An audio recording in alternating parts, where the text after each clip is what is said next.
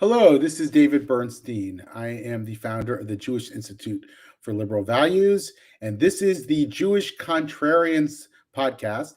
And I'm here as usual with my partner in thought crime, Brandy Shufutinsky. Hello, Brandy. Hey, David.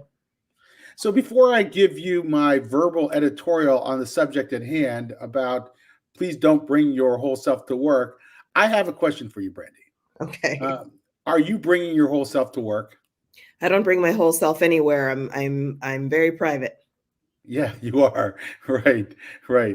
But listen, we're trying to get all of our employees to bring their whole selves to work because we want to have that kind of open environment and culture. So, if you're not bringing your whole self to work, that could be a problem. What is this, a reprimand? Wait a minute. Let's go through. Let's go through. Maybe okay. I'll let you off the hook for a second because it is something that needs to be dealt with. This idea of bringing your whole self to work, actually, in my view, came out of a good place, and has some merit. And let me explain to you what I mean by that. I'm someone who's done some organizational consulting, right? And what happens in a lot of corporations and organizations is you have this very politicized workplace, and we've all worked for places like this. And it doesn't matter if it's a corporation or a nonprofit, because nonprofit CEOs behave just as badly as everybody else. They'll sit at a corporate table, like a staff meeting, let's say, and there you have the CEO sitting up there with the chief marketing officer and the chief operating officer, and then everyone's sitting around them. And it creates a sort of hierarchical view of the organization. People don't want to question that display of power. And it reverberates throughout the organization. You end up setting a culture of an organization that's very political because everybody's trying to curry favor to the powers that be in the organization. And in an age of innovation where corporations and organizations do better than innovate, you actually stifle the ability of people to talk to each other because everybody's constantly politically posturing in the organization, trying to sort of cover their butts and the like. And so the response to that among sort of the organizational development and consulting world has been, we've got to break down these barriers. We've got to get organizations to be less political. We've got to get people to bring their whole selves to work. So the president of the company may, instead of going up there and posturing and looking like he's a politician, might start by just talking like a normal human being, and might put other people in charge of the staff meeting so that it doesn't look like he's controlling all the discourse. Finds ways of breaking down these political barriers so that people can talk to each other, share ideas. You want the maximal flow of ideas. That doesn't mean you don't want organizations to make decisions. They have to make decisions. They have to ultimately decide things, and sometimes that's going to be the leadership of the organization that makes those decisions. But a rational organization, a smart organization, an innovative organization wants to get as many opinions into the mix as possible so they can make the best, most rational decisions possible. So that came from a good place. I know that means that introverts like my colleague Brandy might often be in a weird place where they're like in a retreat or something, and everybody says, okay, tell us 2 things that are true about yourself and 1 thing that's false, and you all like wince like crazy because you hate that and you don't want the spotlight on you, and you it's awkward and all that. But still, I think there's a cultural value to that. Now, here's where it went wrong. When DEI became a thing, diversity, equity, inclusion became a thing, all of a sudden it sort of switched what we meant by bring your whole self to work. So it's no longer bring your whole self to work, but bring all of your identities, who are you, and all the attendant grievances to those identities to your workplace, and make sure that you insert that in the workplace, and that others must then respect your identity, which means they have to agree with you on your identity grievances and the like. And that's empowered by diversity, equity, inclusion. So while diversity, equity, inclusion pretends to be about courageous conversations, a lot of times they're anything but courageous. The courageous conversation means I'm going to impose my ideas about the world on you in a workplace, and you must pretend that you believe it or actually believe it, or you lose standing in the group.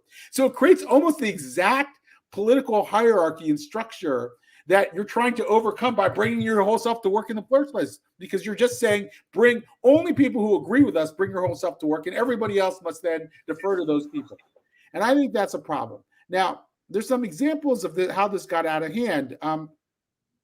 You know, after George Floyd, especially, there were, we saw all of these organizations sort of open up their Slack channels or their WhatsApp groups or their Signal groups. We use WhatsApp at JILV, but whatever. I know Slack is really popular. They're Microsoft work groups or something like that. And you saw people starting to use these Slack channels as a way to sort of condemn other people for their perspectives and views.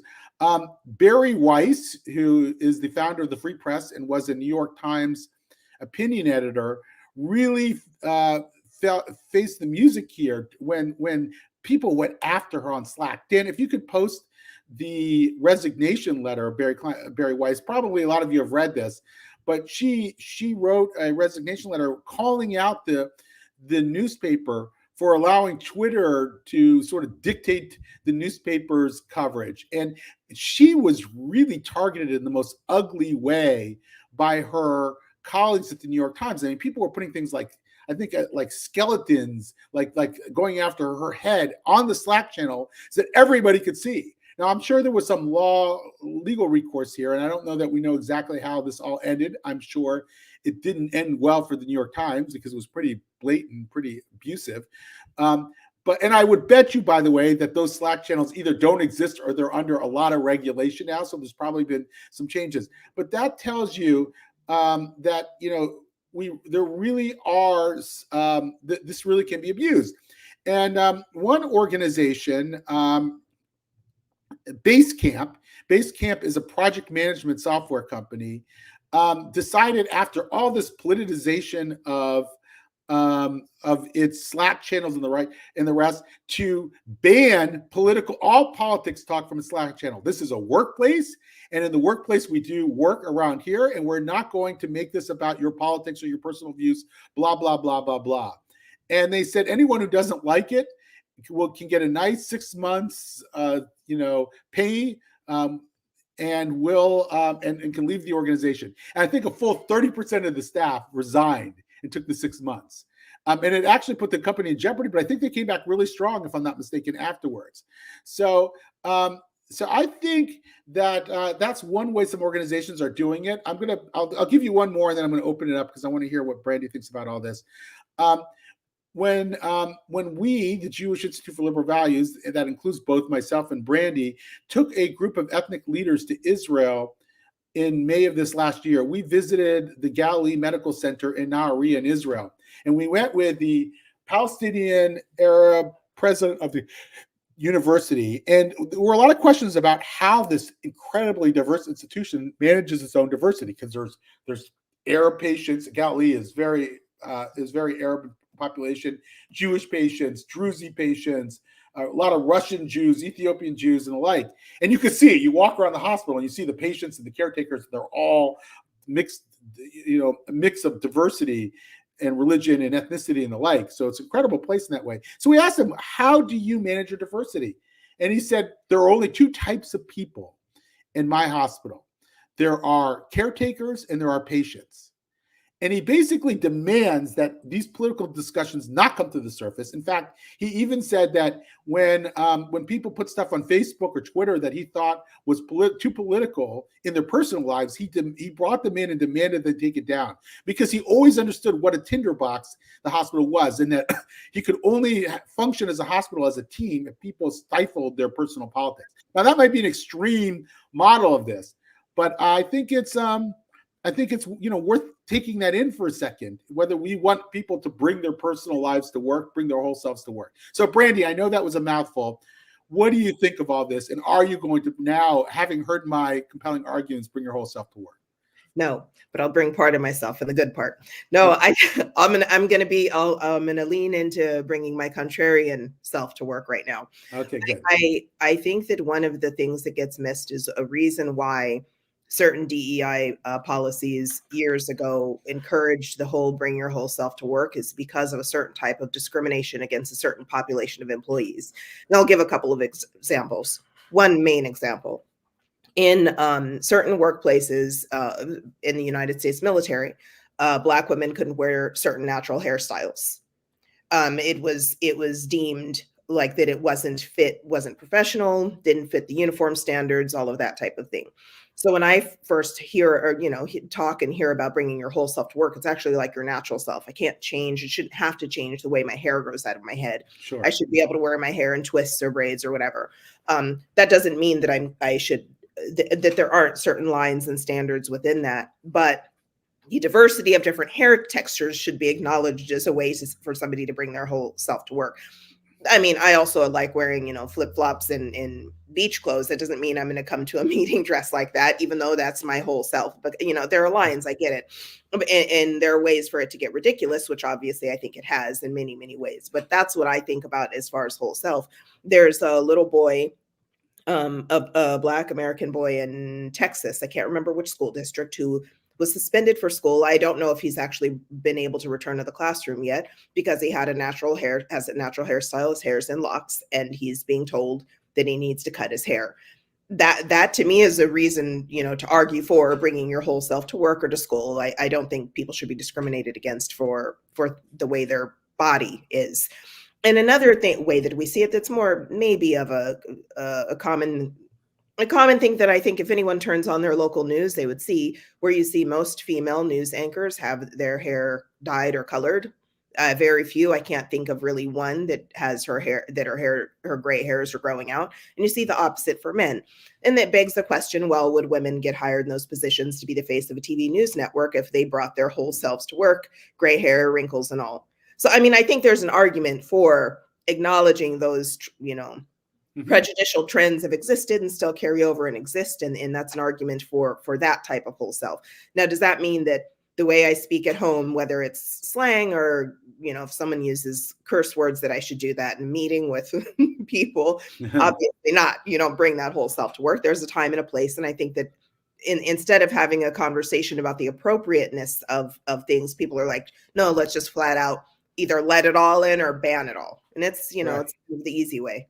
Right. So years ago, I was involved. I was the head of a nonprofit organization, and we were trying to relax the culture. We wanted it to appeal to our millennial workforce, and it was a very politicized workplace. So we had this big retreat to sort of kick off the process. And the consultant came in, and on his PowerPoint presentation, he had all these pictures of his family that were just like in the background, like playing, like, they're at the beach, they're at the park, whatever. They're with the dog. And I remember a young employee came up to me very angry about it. And she says, that is inappropriate to do. And the funny thing is, he was trying to make a point, a subtle way of making the point that he thinks it's important to bring your personal lives to the workplace, because otherwise you're working in a very politicized environment. Once you start talking about your family and your dog and whatever else, it's a way of people acting more naturally, acting more authentically, and being able to discuss work in a way that's less politicized. So that's the goal of that movement. And in an age when companies have to sort of stop acting like they're 1980s IBM, and have more of a personality that's consistent with the kind of brand that they're trying to sell to an audience. You also want your external persona to reflect a kind of internal persona. So that's where, in my view, that came from. I understand there's other ways of talking about it, like you just did, and there's the potential of discrimination when people have to sort of conform to a very rigid view of what an employee should be. That's wrong. I mean, I think under any circumstances. But I'm still sort of intrigued. And one of the things that we had a meeting, our team, with Yuval Levin. Maybe some of you know him, maybe some you don't. He's a scholar at the American Enterprise Institute, brilliant guy. And he talks a lot about how institutions are becoming like platforms for performance rather than actually staying in their lane.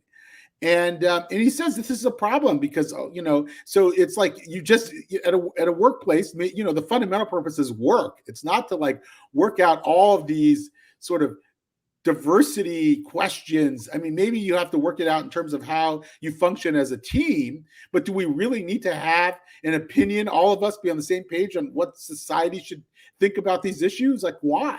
Why would that be a function of work? And he's saying, so instead they become platforms for performance. And, because this is a Jewish podcast, I'm going to bring a little bit of Jewish discussion into it.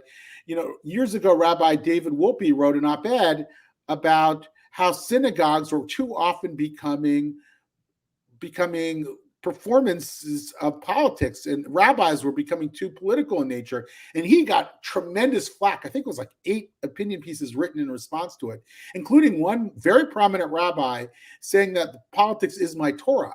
So the critique is the same there. It's that like institutions, instead of synagogues being places where different Jews of different political varieties can come together and worship together and to be in a community together, they become sort of political performance mechanisms where everybody must be sing from the same song sheet on politics and social policy. And I think that's very damaging, and it sort of undermines the democratic fabric of our society that depends on institutions to represent those larger values of democratic discourse. So what do you think about all that? I mean, I think it's a little bit of a devolution where people are retreating instead to wanting to only run in circles of their clones, their ideological clones. And I think that we see this type of performance, though, I think at the highest levels of government. And so, and I don't know if that's a reflection of society or if that's leading society. It's kind of chicken and egg question. But I always wonder, why can't you just do diversity without loudly proclaiming, and I'm about to do diversity? I think it kind of defeats the purpose and undermines the effort that these people proclaim they're making. And this happened actually twice recently. One with Supreme Court Justice Ketanji Jackson Brown, and the second with I'm losing her name, who Newsom just appointed in the late Senator Dianne Feinstein's Senate seat in California. Their proclamation that I'm going to do diversity now. Both of those women, I know Justice Brown is obviously highly qualified for a position. The new California senator, I'm not so sure, but there's no reason that they couldn't have been appointed without that proclamation. And so that's where I see it getting in the way of what people are claiming they're trying to do when they're doing diversity in the name of, we're going to recognize that we need to bring the whole self and all of this. I think it's performative, and it gets in the way. I honestly, more than anything, I don't understand the point. Right. So let's try. I'm going to try a case study on you for a second. So let's say we didn't work for an organization that placed viewpoint for diversity above all else.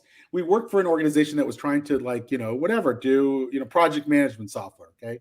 And you had these employees using Slack channels, WhatsApp channels to sort of, to talk about all manner of things and yell at people when they didn't adhere to sort of the Black Lives Matter line and all that stuff. And, and you were just like, oh my God, this is tearing apart our culture.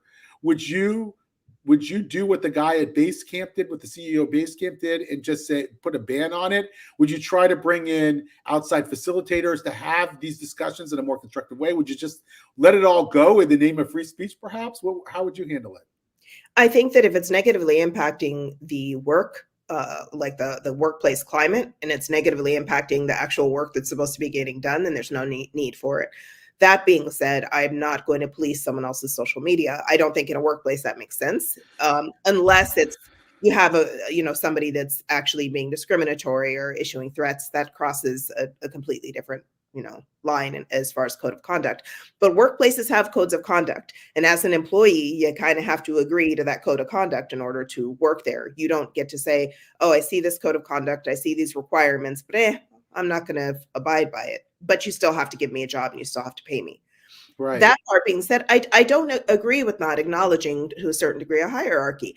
To not acknowledge that you started, founded, and direct JILV it doesn't. For what? There's no reason not to acknowledge that. I have respect towards that. And I don't think that because of that position and your knowledge and everything you've done that you've stomped us all down and we can't say anything. I think we have. And there's a balance there. I mean, leave me aside for a second so I don't feel ridiculous. And there are times when people in organizations at higher levels have more experience. They're more in a position of doing quality control. They know more, and there are people who know less. And so you want people who know more sometimes to be able to be in a position to say, well, that's dangerous, or that violates some legal policy or whatever. There's a lot of reasons why you need people in position to make decisions. And otherwise, by the way, too democratic a process could ultimately shut it down. So I'm not saying don't acknowledge hierarchy at all, but you don't want it to be so hierarchical that you actually end up stifling discourse. You want people, even where there's hierarchy, to be able to say, hey, listen, I think this is dangerous and here's why, or I think this is the wrong way, or I think there's a better way of doing this. And if you can't do that because people are judging you and you might lose your job because you came up with an idea that was different than the boss's, that's a bad culture. That's a flaw also in leadership. A leader Yes. can acknowledge their expertise while also still asking other people and tell me why this is what I think, this is why I think it, and tell me why I'm wrong. Exactly. Yeah, these are tough issues for organizations and companies to think through. One of the things that I've advised a couple organizations on when they're thinking about how to make sure viewpoint diversity is in the mix is if you're a new organization, you have that luxury of starting out now, make it very clear, adopt a value statement that makes that very clear from the get-go, because then you're telling them, and you integrate it into your interview process. So you hire people that reflect those values. You've seen so many organizations get taken over because they really didn't set any standards. Like I've heard Ira Glasser, who was the longtime executive director of the ACLU, talk about how the ACLU sort of caved. And he said, maybe they needed to have a litmus test for hiring that didn't allow people who didn't share those fundamental values of free expression to become in a place where they could actually put so much pressure on the organization to do otherwise, to actually avert their real mission. And I know his successor, I'm blanking on his name, said, well, what are we going to do? Have a litmus test for hiring? And the answer is yeah. I mean, I'm not going to hire somebody into JLV, not that we're the same as the ACLU, who doesn't fundamentally share our value of free expression of ideas. That doesn't mean we don't disagree on some things too. I'm sure that we all do. We're all individuals, but that you're going to bring so many people in that don't share those fundamental values. You're asking for trouble. And I think a lot of organizations may not have realized what they were doing. I think a lot of times they were like, okay, we're basically a center-left organization. Let's say you're talking about a nonprofit advocacy organization. So we're going to bring in center-left people, but some percentage of those people who could be really, really, really vocal don't actually believe in the free expression of ideas. And they are willing to fight that fight at any cost in the organization. So they can kind of bring the entire organization to a halt. And I think I've seen Jewish nonprofit advocacy organizations do that, to defer to those people because, they just don't want too much pain that comes with going against them or being thought of, especially by their younger employees, as not being a fully anti-racist organization. Yeah, and when any organization does that, it just takes them farther and farther away from their mission. Yes. I don't think it's a benefit to bring in clones. I think that it's okay that even if the organization sees itself as being left of center, you can bring in right of center people that are good and highly qualified for the positions you're hiring for, and you can get a different perspective, even if you disagree with it. And that's important to me in being able to actually critically think about an issue or a policy. The shying away from that is worrisome. And again, I think it just takes organizations farther away from their mission to where they end up transforming into something that has nothing to do with what they're supposed to actually be doing. Yeah, I feel like in some ways we've overpromised a younger group of employees in this way. So we sort of say we want to be inclusive workplaces of different views, and we want to empower you as a young person to feel engaged in this workplace. And they somehow think that means that they can have a automatic say on issues like this and even have their way. And I think many of them have gamed the system in a way. Like they realize that if they put pressure collectively on management, they can get management to fold. The most recent example, of course, was at the TED Talk. Coleman Hughes, who is a Black heterodox thinker and is, mid to late 20s, really brilliant guy. I'm sure many of you have read his stuff. Has a great podcast, Conversations with Coleman. He gave a TED Talk at the request, by the way, of Chris Anderson, the head of TED, arguing for colorblindness. Now, you don't have to agree with that, but he with it, and he means something very particular when he talks about colorblindness. It's not saying we should be blind about color. He's just saying that we should aspire ultimately in the long run for society where people are judged by the content of their character or whatever. And it caused a huge backlash among his own staff. They brought in the consultant not consultant, the management guru, an organizational psychologist, Adam Grant, to opine on how Coleman cited the research, and that became a source of sort of opposition to releasing the talk in the first place. And Coleman had to agree to all kinds of stipulations before he was able to get the talk out. And even then, he's still arguing that they've underplayed the talk, that they haven't tried to give it the appropriate level of exposure that they would other talks like his TED Talk. And Chris Anderson, to his credit, the head of TED, engaged with Coleman on it, engaged publicly on it, and said, look, we had a lot of people on our staff who didn't want this thing to see the light of day, and we just wanted to hear them out, and blah, blah, blah, blah, blah, blah, blah. And so I in some ways, in my view, you might disagree with me, Randy, I think that might be the best we could do. Like, at least TED had the talk, okay? And at least they put it up there, and at least he resisted some of the pressure to cancel it. I feel like, okay, I'll take that. I mean, I'm always asked to come and when I'm asked, and I'm always asked, when I'm come to speak, sometimes in a podcast, sometimes in a meeting or whatever, a lot of times the Jewish professional leader who's invited me to come and speak has gotten a lot of flack internally for doing it. And so that person then immediately adopts the role of the prosecutor with me and scrutinizes me in a way, and during the interview or the discussion, that they would never do another guest. And you know what? I'll take that over the not being able to invite it to speak. And I think Coleman should see that as well, but I'm not sure he does. What do you think? We disagree. I think Good. that there's a difference between being engaged as an employee or a member of an organization and being entitled. And I think that the people that disagreed with Coleman's points of view, which I'm one of them, felt entitled to, because they disagree with him, he shouldn't be platformed to speak. And that to me is the fundamental problem. And regardless of whether they, finally released the talk and whether they started to engage in the conversation and acknowledged everything, the fact of the matter is the leader of the organization still caved to entitlement. And once you do that, you've kind of given it up. Instead, the conversation it should always be, it's TED Talk. Many of our speakers are going to come on here and say things you disagree with. That's fine. You're perfectly welcome and free to disagree with them. Them speaking on our platform isn't us endorsing and saying we agree with everything that they speak. But the point of TED of the organization is to have a platform for talks and conversation. And they went, to me, completely against that mission. And Right. and there shouldn't have stipulations on what. I think it was absolutely ridiculous. The only thing that I will say about whether they're purposefully under